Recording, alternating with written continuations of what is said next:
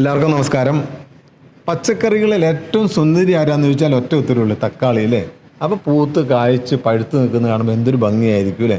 അപ്പോൾ നമ്മൾ ഒന്ന് 2-3-4 തക്കാളിക്ക് ഒന്ന് വീട്ടുവളപ്പിൽ നട്ടു നോക്കി, അത് പൂക്കുമ്പോഴും കായ്ക്കുമ്പോഴൊക്കെ നമുക്ക് പഴുക്കുമ്പോഴൊക്കെ ഭയങ്കര സന്തോഷമായിരിക്കും. ആ സന്തോഷമൊക്കെ ആയിരിക്കും നമ്മുടെ മനസ്സിൻ്റെ ആരോഗ്യത്തിനും ഒരു പ്രധാന കാരണം.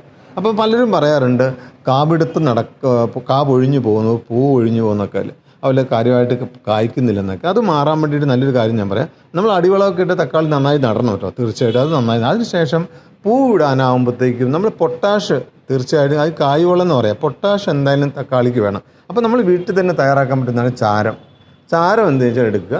അതിൻ്റെ തടം ആദ്യം ചെറുതായിട്ട്, വളരെ സെൻസിറ്റീവാണ് വേരുകൾ, അതുകൊണ്ട് തന്നെ വേര് മുറിയരുത്, ചുറ്റും ചെറുതായിട്ട് ഇതേപോലെ ഇളക്കണം. ഇളക്കിയതിന് ശേഷം ഓരോ പിടി ചാരം ചുറ്റും ഇട്ട് കൊടുക്കുക, ഇതേപോലെ ഇട്ട് കൊടുക്കുക, ഒന്ന് നനച്ചും കൊടുക്കുക.